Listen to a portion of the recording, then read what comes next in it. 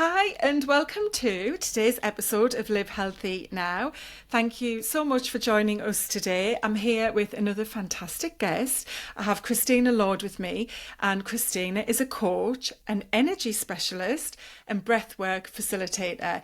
She focuses on helping you get unstuck by peeling back the layers of everything that you're, not aligned to reveal the essence of who you are today, which I love. And we're definitely going to explore Christina's own story about how this played out for her life and how she's unravelled life and beliefs and got in control and really, taken hold of her life so that she's living a very strong, purposeful and healthy life. So thank you for joining us today. It's great to have you, Christina. Thank you. Yeah, really good to be here, Nicola. So I always start by asking our guests what their most impactful healthy habit is, if you'd like to tell us a bit about yours. Absolutely. I did have a trouble in narrowing it down. I'm not going to lie, because I have a few. Oh, well, I'm very pleased to hear that. Habits are key, absolutely. And yeah, we've talked about this, the importance of it.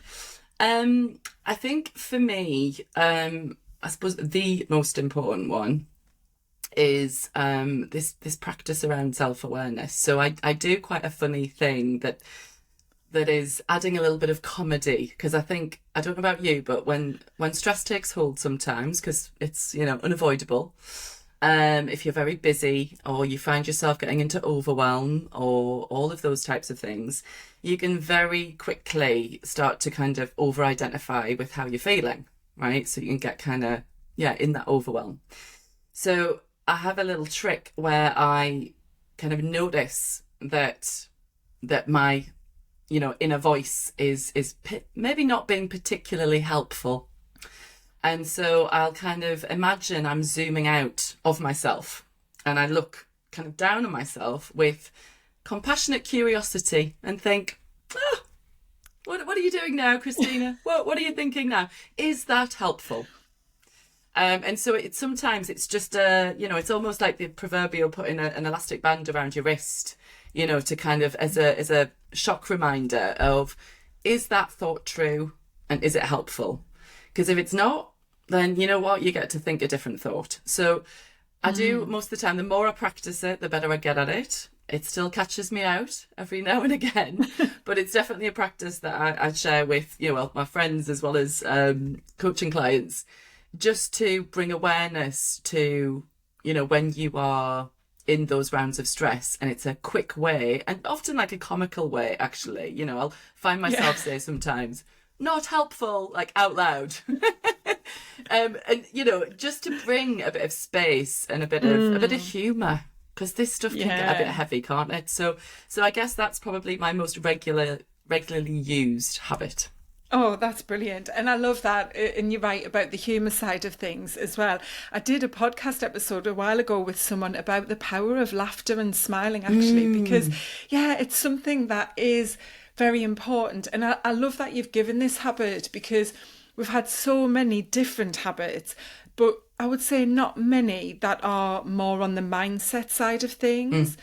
But we know how important mindset is, and that's one of the things I focus on so much, to help people to build their own awareness of how it plays a role in your health and well-being, because it's so overlooked and missed, isn't it? People go to the practical things like what you eat and the exercise, yet the mindset is, for me, one of the most critical parts, and especially in pulling the rest of your healthy habits together on a more practical sense. So I love that. And I think I do something similar, but I've just not thought about it maybe in that way.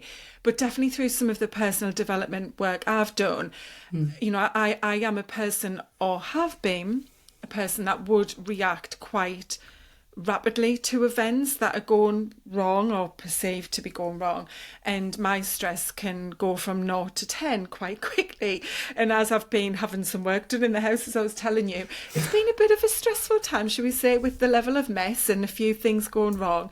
And I did find myself doing this just this week, saying exactly the same kind of thing, like, right, okay, Nicola, this is you in how you used to react. Are you going to go this way? Why are you feeling this way? And then actually it kind of dissolved pretty quickly. And yes, it didn't remove the stress, but it was just so much more normal and rational for what was happening. Yeah, it's a pattern interrupt. That's the Yeah. beautiful thing. It's a pattern interrupt, because we are, like, a habit is a pattern. I think our reactivity, it can trip us up. And so it is just and that's why this is a practice, because the more you do it, the easier it is to kind of catch it in the moment and kind of go, am I going to go down this path? Because I know where this path leads, and it's not helpful. Exactly. So I thought we would dive into kind of your story a little bit, because you focus on being your authentic self, and you have had a bit of a journey to get to that point, haven't you? So I'd love to just start by focusing on the change that you went through, and how did you become that authentic person that you are today, and now help other people to find in themselves. Yeah, absolutely. No, thank you. It's a great question, and I often, in retelling it, I always find it really cathartic, because I think sometimes you forget what you've done, because we can be so future focused. I suppose really my catalyst that was a real change in my story was, the end of a relationship. So quite cliched, really. But what it signified was that actually, or what it shone a light on, that actually there was lots of areas in my life that I wasn't very happy on. But as a lot of us do, we just normalise, and we kind of go, oh, well, this is life. You're not supposed to love your job. You just got to suck it up and get on with it. I was with someone for 16 years. So at age 35, I found myself, facing into separation. So we were together for kind of 10 years, married for 6. And, from 19 to 35, that's your formative years right there, right? And I've been following the I'll be happy when blueprint, the one that says, get a good education, go to university, meet someone, get a good job, buy a house, climb the ladder, tick, tick, tick, tick, tick. It's all of those things. And okay, what's next? And, you get married, and then the next question is this, and then the next question is this. So I kind of found myself in this, and we talked about it with your story as well, and I think it's a common one, of kind of almost getting stuck on this hamster wheel, that you feel like you're not really in the driving seat. You're just perpetually kind of like playing catch up, and you can't stop. You can't get off. And the analogy that I have used before is, like on rom-coms, on American rom-coms, where you get the boy that's kind of trying to get the girl's attention and throwing pebbles at the window. I feel like the universe was trying to get my attention when I look back, and I kept ignoring it. So the pebbles then turned into stones, then turned into rocks. And then the universe went, you know what, she's not paying attention. She's not heeding these messages. So let's just land a big boulder in her front room, then turn to something she can't ignore, because then she'll have to take notice. I'm laughing about it now, but at the time it wasn't fun. And so that was the end of my relationship. So it wasn't of my choosing, but it was the right thing. And what it led me to do is question everything, everything. And so, to cut a long story short, what I decided to do at 35, I did definitely go, I had my dark night of the soul, basically. And I remember one particular night that I must have reached a bit of a rock bottom and said, God, I've just got nothing. Who am I if I'm not a wife, a partner, a this, a that, a the other, all the labels. And then I suddenly kind of had this epiphany where I went, I have nothing. Hold on. I have no dependents. I have savings. I really haven't enjoyed my job for the last few years, if I'm really honest. I was in a relationship that actually wasn't serving me. I can do what the hell I like. And then I suddenly went, oh my God, I think I will. And then that just started off this research, I guess, and a friend of mine sent me a link to a Projects Abroad page, and I think I stayed up all night listening to it, and I gorged on TED Talks. I was just hungry for some inspiration and this what am I going to do now? What am I going to do next? So at 35, I quit my kind of 10-year career at that point, and bought a backpack and a round the world ticket, and off I went, solo travelled, having never really done anything like that before. I was scared beyond measure. And yeah, it was just the start of this letting go of everything that I wasn't. And years later, I came across a quote that said, "Who were you before the world told you who to be?" And that just hit me so full on. And I thought, yeah, whose life am I living here, actually? So there was a few more twists and turns of, coming back from travel and having successfully spent all my savings, met some incredible people, proved just how much more courageous I was than I thought I was, because I 100% stepped out of my comfort zone on many occasions. But then, I had to come back and re-enter society and get a job and all that kind of stuff. And that what then transpired is, I kind of had a bit of time back in Leeds, back working for a marketing agency. It wasn't the right fit. And I, again, kind of took a leap of faith. And then actually ended up taking a contract in America. So I worked in America for a while and travelled in America. And then that's where I came across the coaching school that I then trained in. And kind of fast forward, Mummy, that was about 4 or 5 years ago now. So yes, it's been a ride. It's been an adventure, continues to be. Yeah, there was so much that came through there, and so much that, although your story is different to mine, it's so similar in how, as you say, we've both gone through our lives just having kind of plodded along with what was expected next, both, the expectations we had on ourselves and then from other people, and, the kind of age bracket we're in and, our generation. We weren't taught to think about who you really were and what you really wanted to achieve in your life. You were just kind of guided through the education system at school, or, maybe then college and university, or you go into a job and you stay where the rest of your family and friends are. And then, as you say, you meet someone and so on and so on. But at no point did we have thoughts or inclinations to go, hang on, is this really what I want? Who am I really? But probably battling with that without realising that's what was going on. And then having events happen to us that, were very difficult and probably quite traumatic and challenging events where we questioned our worth. But then the thing that happened became the opening to something that has led us to have this opportunity to discover who we are.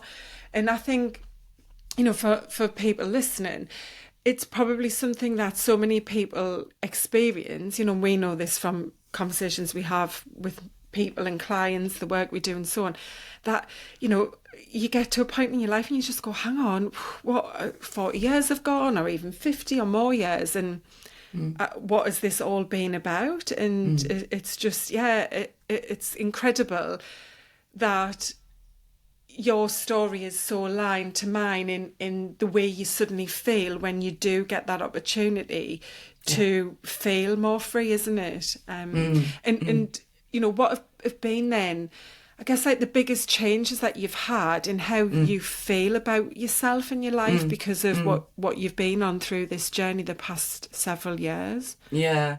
Well, I think what the biggest thing it's taught me is we're all in constant evolution. I think we try and find ourselves. Like, who am I?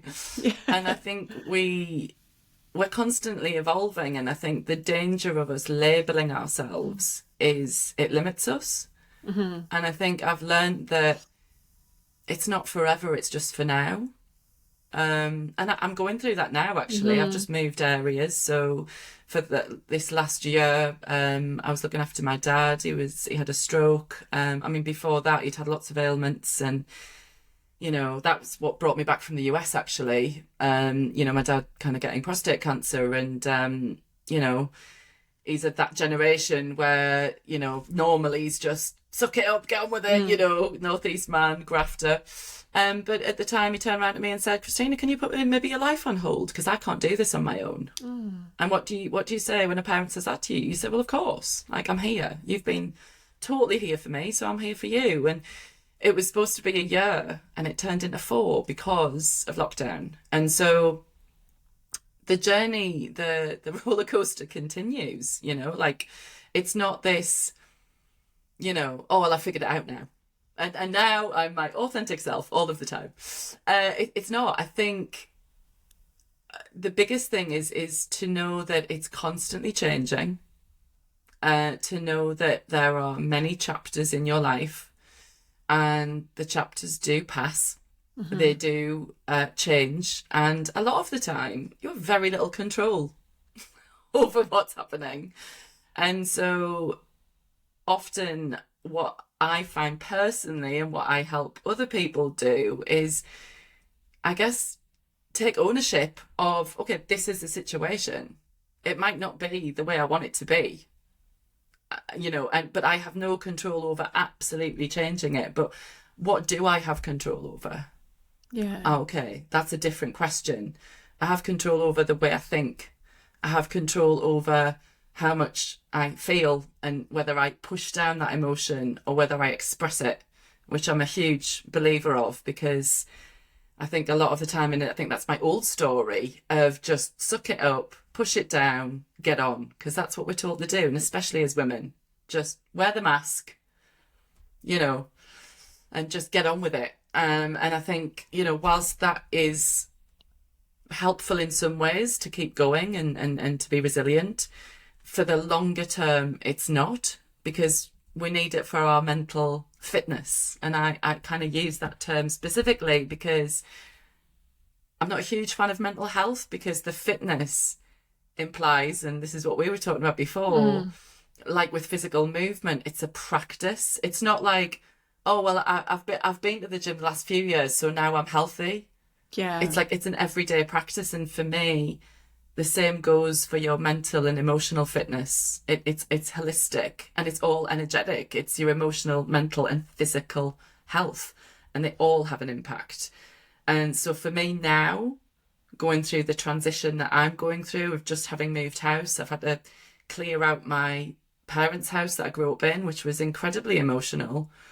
And I had to hold that space for myself and just allow myself to be emotional and kind of go, it's totally understandable. But that in itself has been a challenge. So I would say the tools that I've learned have helped me. And so I don't spend as long in those periods of massive stress as maybe I once did, if that makes sense. Absolutely. What you said there about the, you know, life being chapters and the things we go through are chapters and they're all part of our journey and they're going to pass. And the changes you've been through mean that you're now able to see them and manage them in that way is where most people struggle, isn't it? And that was certainly me in the past, was, as you touched on, you know, I had, things and a point in mind that I believed would equal happiness and success and the life that I probably was striving for. And that isn't how it works. And that's when people forget, you know, what is going on. And then when something does come along, which is hard or a challenge or out of the blue, that knocks you off course, it kind of can really take you off kilter, can't it? And create a lot of angst, stress, maybe even ill health, like upset, so on and so on. Because it's like, well, no, that's in the way. I'm trying to get there. You know, like, this isn't what happiness is about. This isn't the life that I thought I was going to have.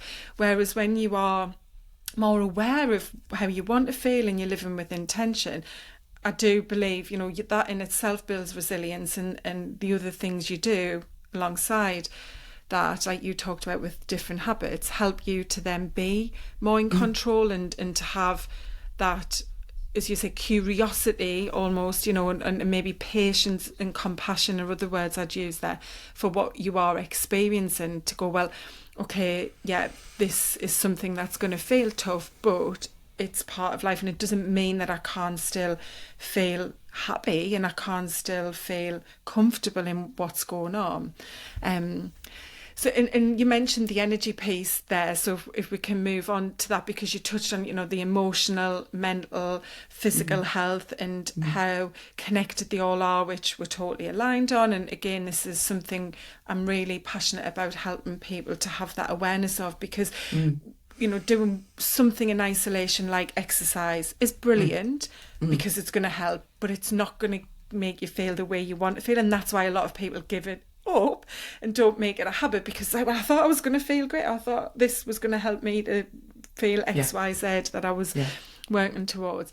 So, that energy piece, you've mentioned in some of your story, where you've had to really be aware of, okay, I'm feeling this is happening, but this is what it means, and to keep your energy at a place that doesn't bring you down into that negative spiral.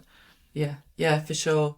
So the type of coaching that I specialize in, that I trained in, is energy leadership. So it's kind of self-leadership. So it's like inside out. And it's built around the premise that everything is energy. So your thoughts, the electrical synaptic kind of messages that are shooting all around your brain, it's electrical impulses. In the body, we have, there's an electromagnetic field around your heart. Your heart sends you more messages to your brain than vice versa. So it is quite scientific in that sense, but it basically grounds it in the biology of how your energetic system works. And so the main premise is your thoughts then influence your emotional state, right? Because your thoughts, your body is listening always to what you're telling it. And so then it's a biochemical rush that happens. So if you're going to think a stressful thought, or you're going to say this is hard or this is dangerous, then go figure, your body's going to have an emotional reaction to that. It's designed to do that. It's what gets us out the way when there's a car speeding towards us, it's there to help us. But I think if we don't have this connection with our bodies and with that awareness of, hold on, is this thought helping me? Like I said before, because if it's not, then actually I am creating a huge emotional reaction within myself, and it can take you out. It has done many times with me. So just being aware of the quality of your thoughts, the energy of your thoughts is either uplifting or it's draining. And you can get yourself into, well, we all know, catastrophizing. So your thoughts create your emotional reaction, so your energy in motion. So it's not that there's good emotions or bad emotions. We're taught that, yes, but it's really just they're a different frequency. And so that hugely impacts our behavior, and then our beliefs, and then what we do, and then it drives this cycle. So it is about this pattern interrupt that we talked about, which is, you can interrupt it at any stage. You can interrupt a behavior, you can interrupt an emotion, you can interrupt a thought, right? Because it's all spinning. But ultimately, it's knowing that, or remembering that you have a choice. And we can say, is this true? Is this story I'm telling myself, because we're all storytellers, is it actually the worst thing in the world? Or could it be something different? I mean, like, I reframed it. Not that I knew back then when I was like, I have nothing, right? That terror. I have nothing. Who am I? And then going, I have nothing. I'm free. It's like liberation, right? It's like the two sides of the same coin. And I think for me, that's the tool that I have used again and again. And where the other energetic pieces come into that, and obviously the space that you help your clients with the nutrition and the physical movement as well, is knowing that you are upping your base level of energy, so that when a wave comes and knocks you off course, death of a loved one, divorce, loss of a job, the big waves that come when we least expect them, that if our overall baseline of mental fitness is higher, then we're more able and equipped to then bounce back from it and to deal with it. Whereas if we are low and we have very little awareness, well, expect to kind of get hit harder, and it's probably going to take you longer to get up. Yeah, I absolutely, completely get that and agree with that. And I've done some work myself on the energy piece in kind of that way, and it was very new to me. So if you're listening and thinking, oh God, we're all, just energy and so on, in physics, like, that felt very weird to me the first time I heard it. But the more that I heard about it and had it explained and ran through in practical terms, with examples, it's like, yeah, I kind of get this, I can see that.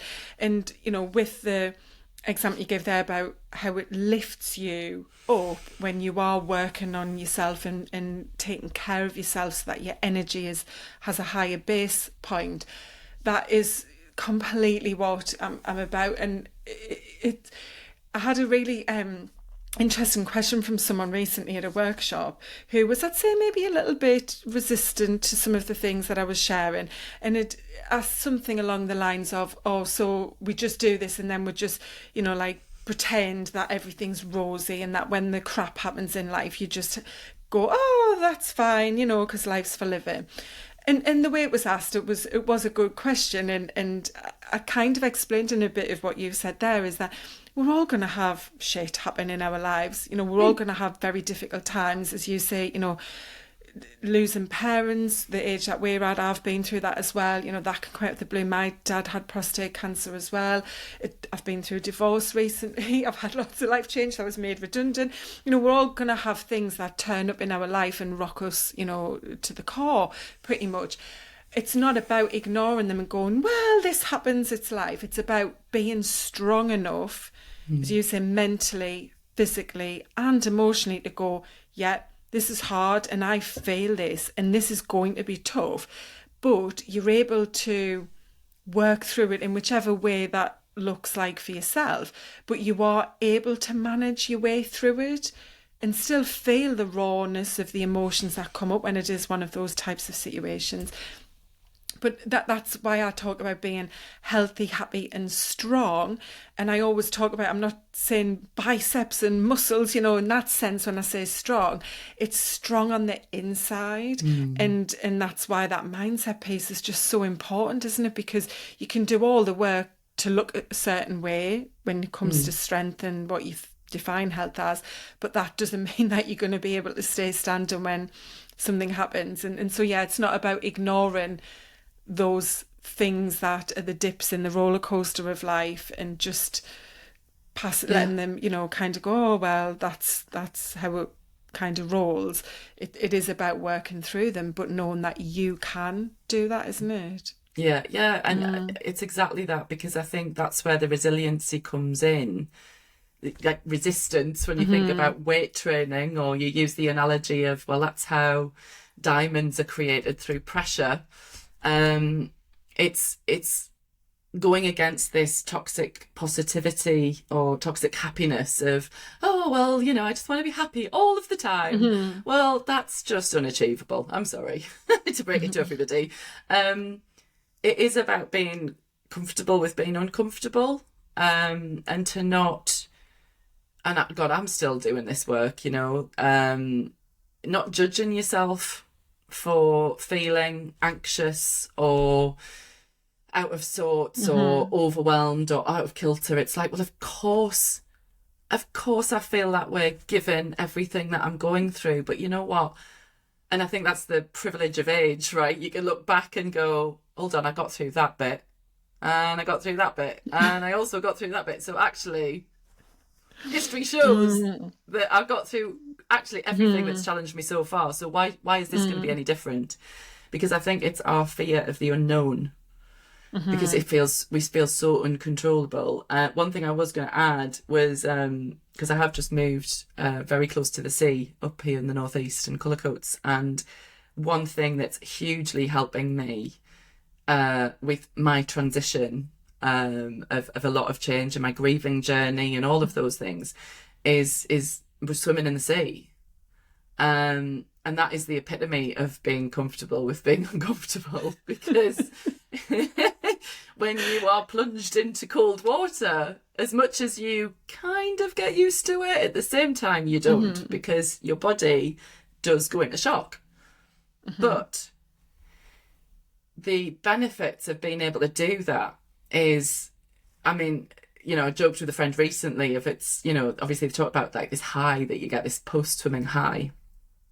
And I was like, you know, it's not endorphins, it's outdorphins, because you are outside in nature and there's something about facing it and getting into it and then being with it. And there is no other practice. I mean, I'm a meditator, but there's no other practice that I've done that makes you quite so present that when you are immersed in icy cold water, especially if it's wavy and you're getting hit by waves, that for me is a practice that proves to me that I can do hard things.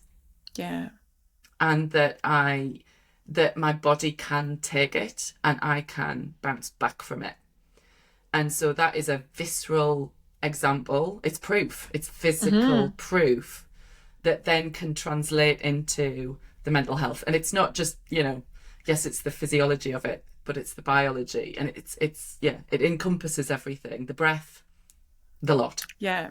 So yeah, I mean, it has gained so much popularity. Obviously, where we are on the coast, there's so many people do it. A lot of my friends started, some of them have dropped off a little bit, but they were doing it regularly, and I've got a couple who do it very regularly and talk about the benefits. You know, someone who had quite severe anxiety and the difference it made to her anxiety through taking part in this sea dipping.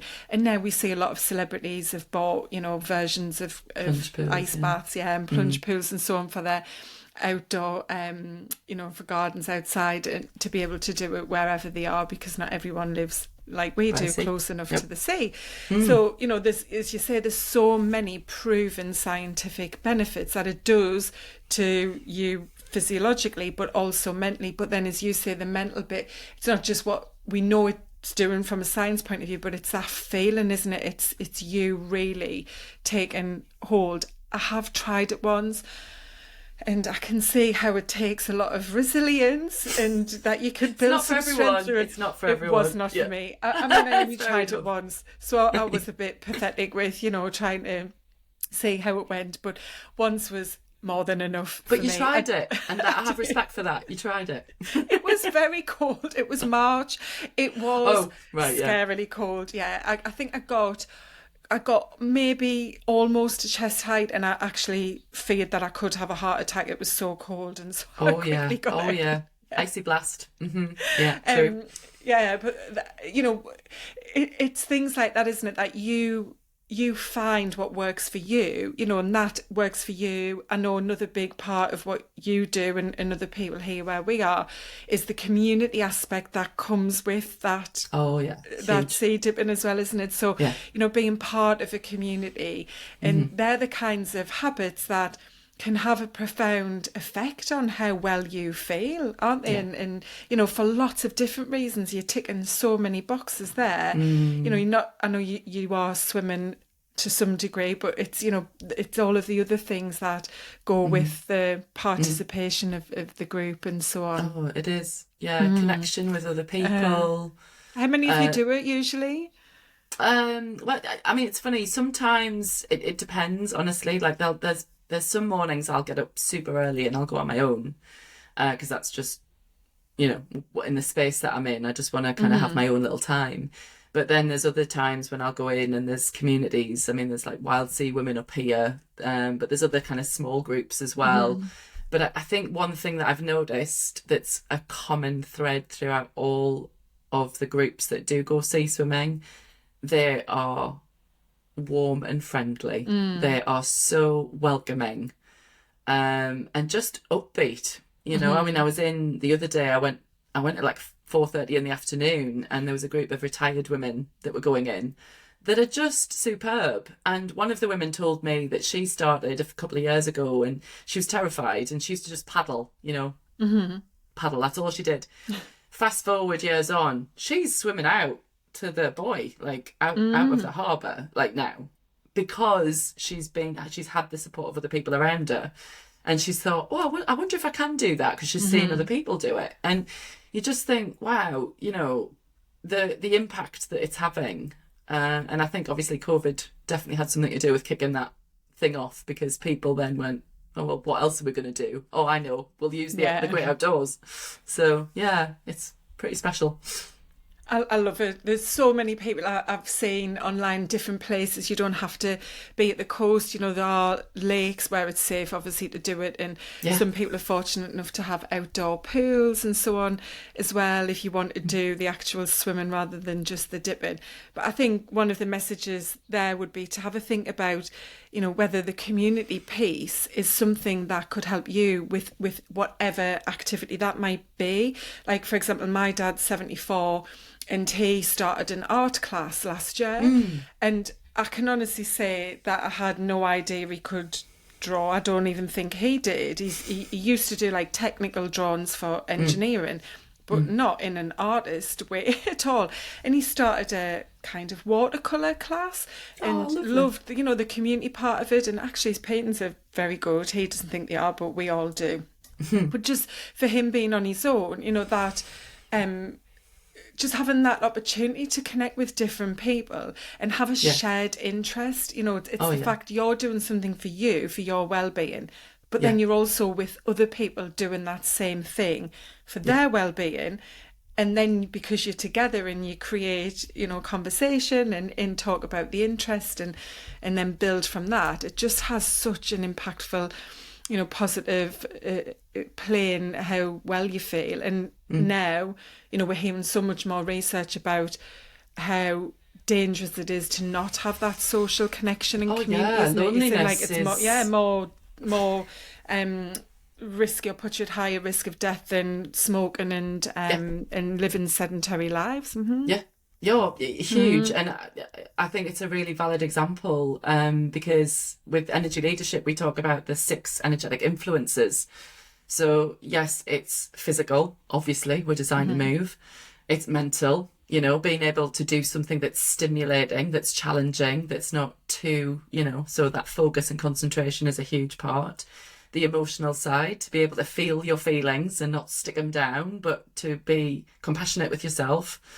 The purposeful, like, or spiritual, however you want to put it, it's about doing something of meaning and purpose, because, you know, that's what tends to drive us as human beings. You know, if we're doing something that is meaningful for us, then that's going to drive us and lift us up, and have us be engaged. But the other ones are social.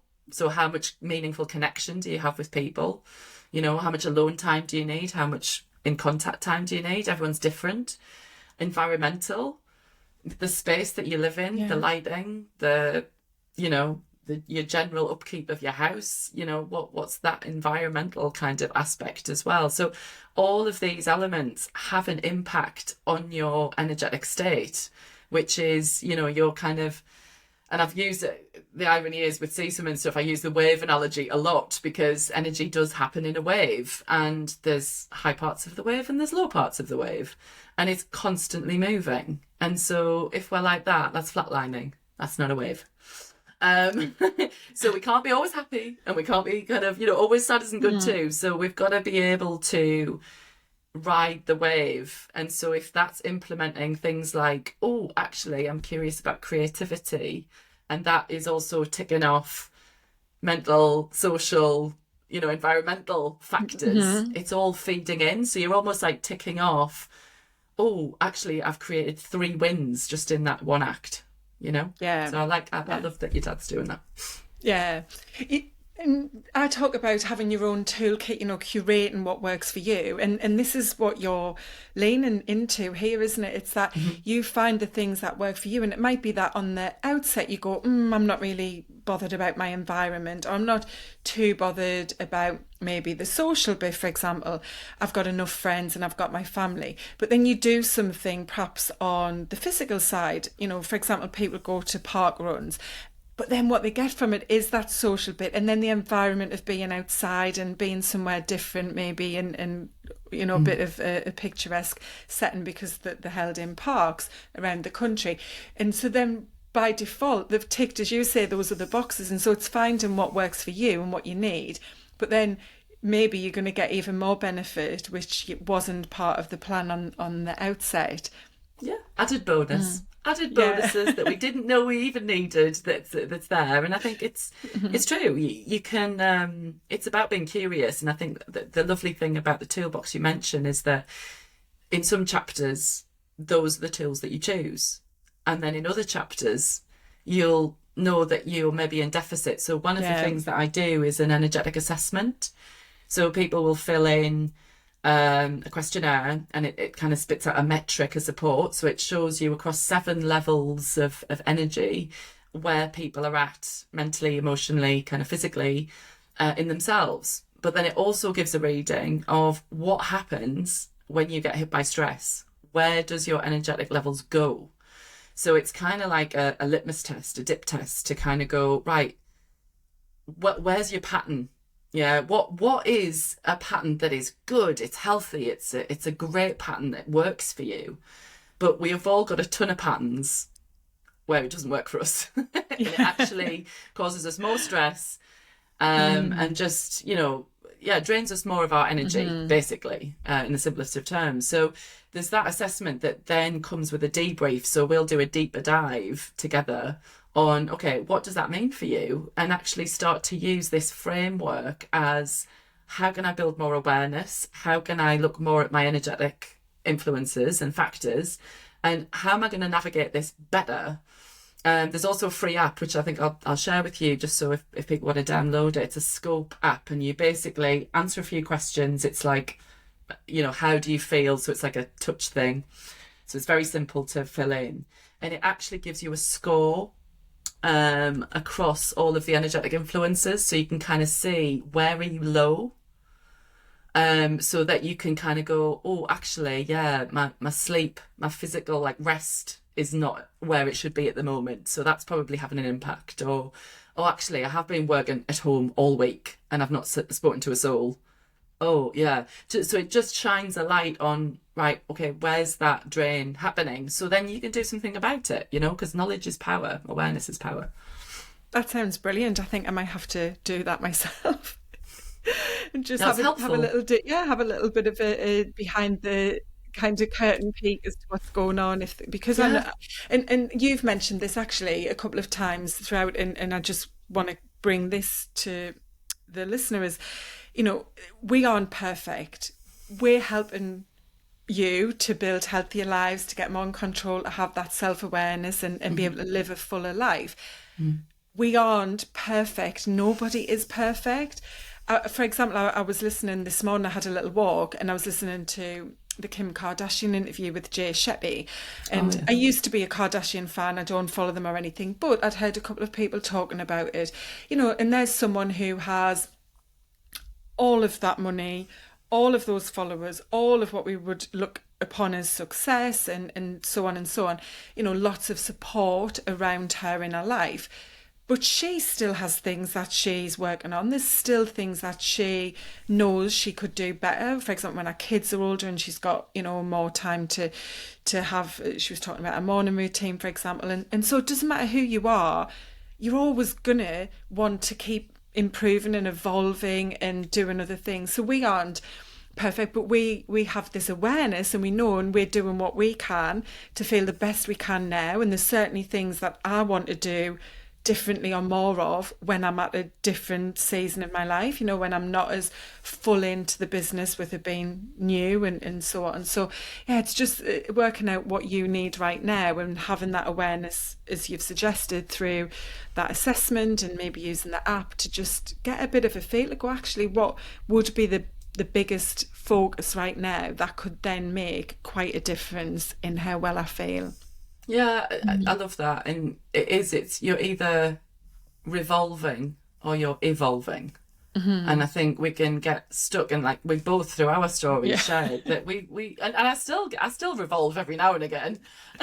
Obviously, we all do, because we're human, for God's sake. And I say to a lot of people, that there's a lot of really harsh judgment that we put on ourselves, and and I think especially if we go through some of the bigger life changes, there's the little challenges, but there's the big challenges. And the bigger challenges, that they are going to take a bit more time to navigate, and that's okay. And even through my grief journey, I've reached out for grief therapy because I know that I need some extra support because I can't do this on my own. And that's totally fine. I think, to suffer in silence, I'm a big believer of like, anyone who's listening, if any of this has resonated, reach out to someone, be it Nicola or myself or anyone, but there's help out there and you're not alone. Nobody's alone. I did exactly the same. When my mum passed away, I had grief counselling. I've had different coaching and counselling through the years.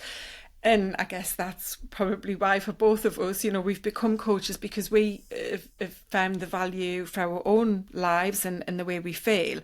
And it just, can be so,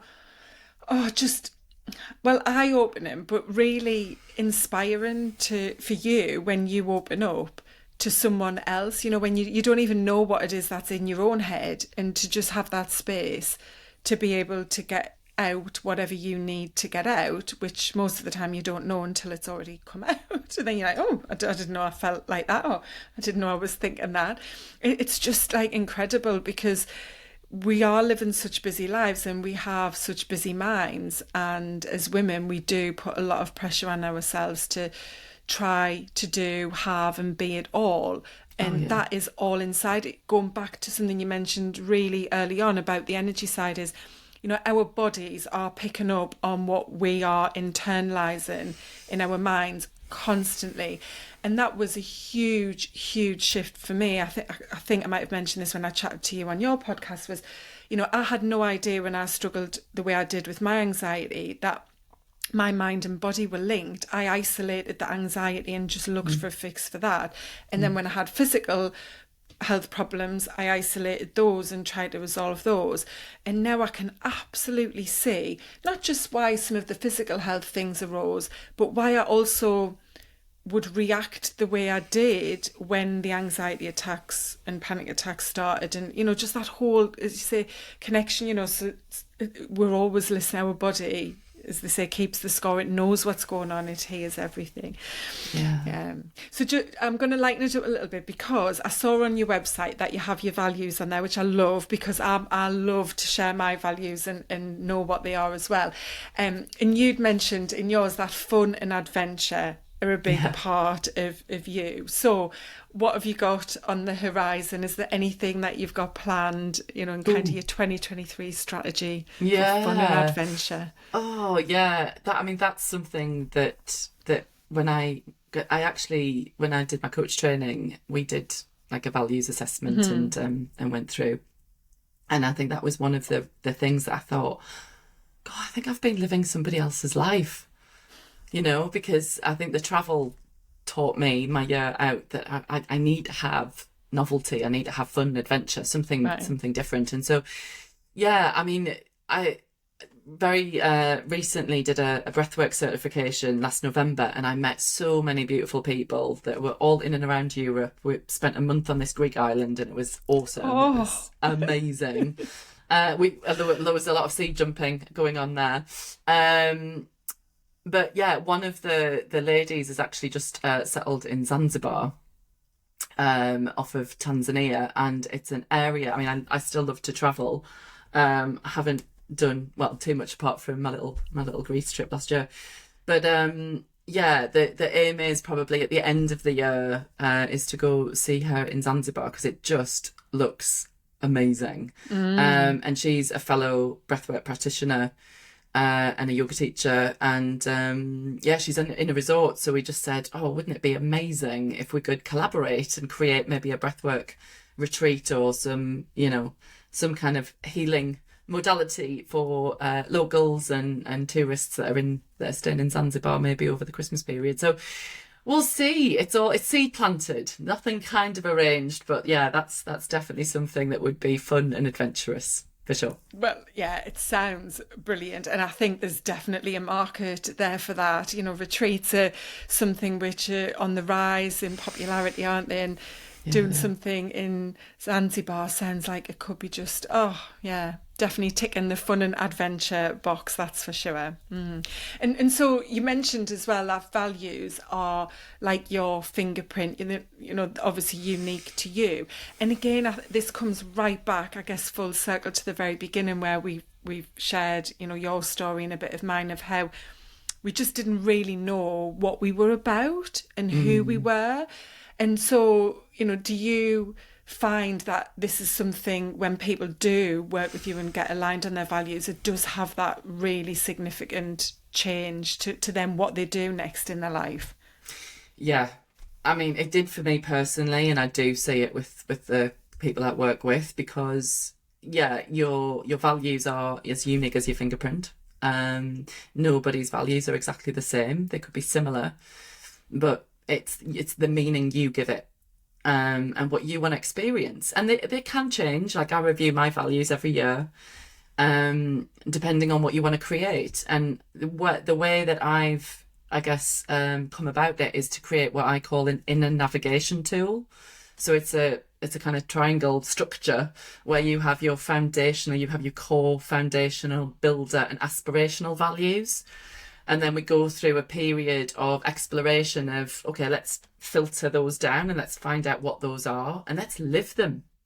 So values are a doing word, they're a verb. They're not just, oh, I like integrity and honesty. It's no, how, like with the fun and adventure, how am I showing up for fun and adventure? What am I doing things in my life that I count as fun and adventurous? Or am I not living in alignment with that? So that's what I find very liberating for people once they identify what lights them up. And again, that's energetic. And what my favourite thing is when people kind of get their inner navigation tool set, you just see the whole face light up and they're like, oh, that's me. That's me. And it's such a joy to see their joy and reflect that joy back at them, because then they've got a navigation kind of tool to be able to kind of go, right, in order for me to generate more health and energy and vitality in my life, then I've got the ingredients that, like, okay, I've got to make sure that that's part of my life and that this is part of my life in order for me to feel fulfilled and like filled up. You want your cup to run over. You want to be full of yourself, but in the best way. And it comes back to that spirituality piece, doesn't it, that you touched on, which doesn't necessarily mean, religion. It's spirituality in terms of your connection to your being, isn't it? And when you know your values and you're living intentionally, that spirituality piece really does elevate itself and becomes very significant in, how you go about the things that you do. And what I find and talk about a lot is when you are intentional with those things you want to do and they become your habits, that in itself is so empowering and strengthening, because you just feel like, well, I'm choosing to do this rather than being on that hamster wheel or stuck in that spin cycle. And I know you interviewed somebody recently about boundaries, and I think it's also being intentional about what you do, but also intentional about what you don't do. Yeah. It gives you some freedom to kind of go, well, no, that's not for me. Like, thank you, but no, thank you. Like, I know I maybe used to do that, but I was doing it because maybe my friend wanted to do it or my partner expected it of me, but actually I never wanted to do it. And just giving you that, I guess, permission, to kind of go, no, that doesn't light me up. And actually, I'd rather spend my time doing this rather than trying to fit in, trying to please, trying to kind of make everybody else feel okay. I talk about a lot about self-abandonment, that we, over time, and I think that's probably where we got to in our pasts, that we didn't realise that we were abandoning ourselves in lots of different ways, trying to please everybody else, because, wholeheartedly a recovering people pleaser. And I think what I find is when I work with people, they start off with all the things they want to do, like, oh, I want to make lunches for work, or I want to spend more time with my kids, I want to go to the gym or whatever it might be. But then actually very quickly it flips to the things that they realise they're doing that they don't want to do, and that's always the biggest shift, is exactly as you've explained there, the things that they are doing that they've just become so accustomed to and have become such solidified habits in who they are in their lifestyle that they don't even realise there's a choice in those. But that's where the power comes in, when they're like, actually, it isn't necessarily about adding things in, it's about taking things away. And that in itself can massively improve your health, well-being and happiness. Totally. So obviously that could be a whole other conversation, but I'm pleased you called that out, because people do approach the health, and that's what I'm trying to do through the podcast, is show that, it isn't those typical things that we've been led to believe it is all about. Yes, they are included in good foundational health, but there are so many other things, and a lot of that are things you need to stop doing, especially in you and in that voice, that internal voice, and the way you put expectations on yourself.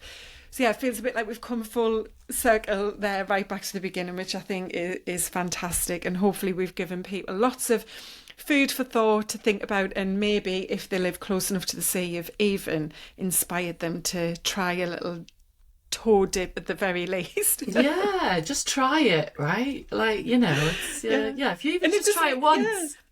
It doesn't even have to be the dipping. I know people are into the paddle boarding now, so you don't even have to get wet. I've seen people near where we are on the river doing it with just normal clothes on, in fact, which I did think was slightly risky, because you could obviously just slip in. Why not? The real is there's no rules. So many different things that you could do to try something new and see whether that's the thing for you. So just to wrap up, Christine, if you want to let people know where they can reach out to you, and I'll make sure we put into the notes the app as well. I think if you can just pop me the info for that, because I've got everything else, and we'll share it all in the show notes. Fabulous, thank you. Yes, you can find me on LinkedIn. So I'm Christina Lord on LinkedIn. I'm on Instagram, Authentic Action Coach. My website is authenticactioncoaching.com. And yes, I'll be sure to add in the link to the app. I mean, you can get off my website as well. But yeah, happy to, I'd love to hear people's comments, thoughts, and we're all in this together.